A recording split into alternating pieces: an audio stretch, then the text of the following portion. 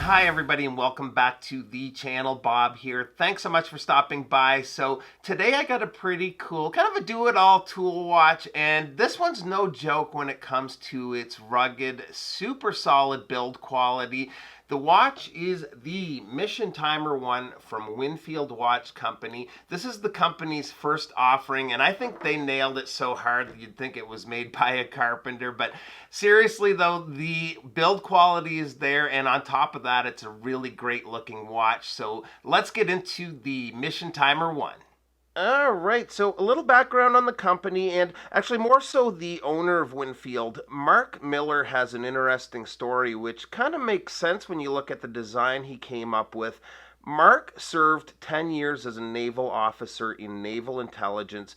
During that time, he also had an interest in watches, and not just as a collector, but modding and building watches, which eventually led to what we're looking at today, the Mission Timer 1. If you go to the site, there's a nice little write-up on Mark that's definitely worth a read.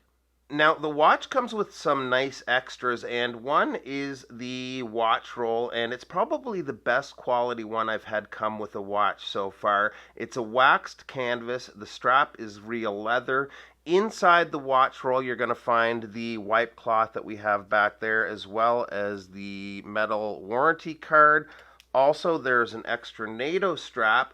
The strap on the watch is quite a thick, robust strap.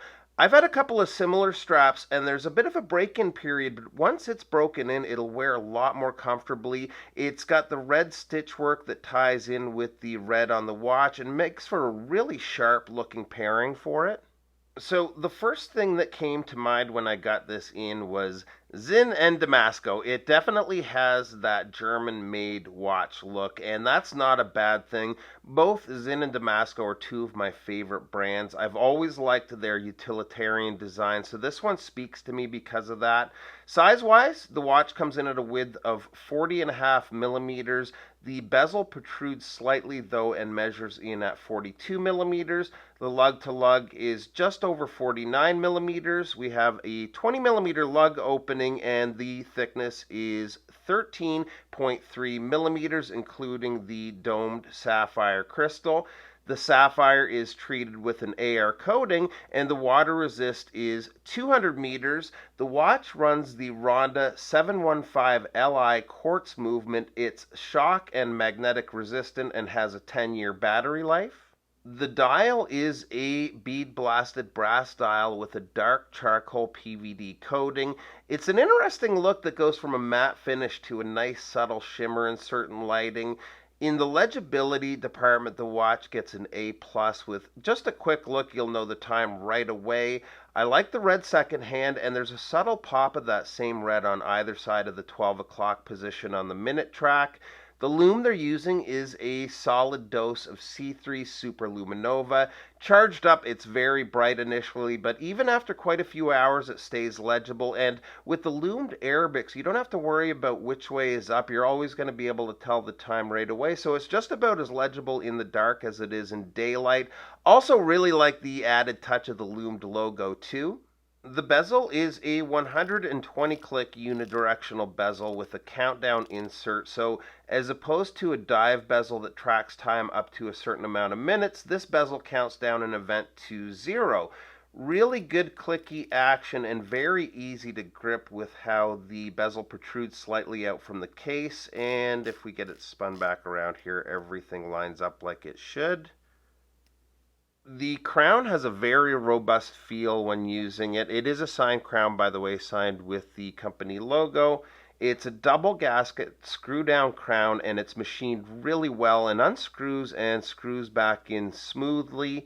The case is bead blasted and heat treated 316L stainless steel. I like the way the lugs angle downwards, which keeps it positioned where you want it on wrist. The lugs are drilled, which is a nice bonus. The case back is etched with Winfield Watch Company and the company logo, and overall just really like the look of the whole package here. On wrist, I find the watch is perfectly proportioned for my 7.25-inch wrist. It's just a great all-around grab-and-go watch that's capable of handling just about any situation.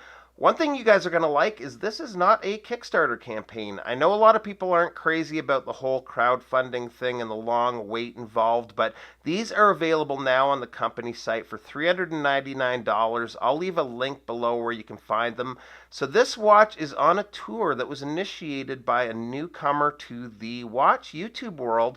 I met him about a year ago through a watch deal, and we've become good friends since. His name is Jamie, and his channel is called Mad Rock Watches and Adventure. He's from Newfoundland out on the east coast of Canada. He's got a great style and does a lot of videos outdoors with the beautiful Newfoundland scenery as a backdrop.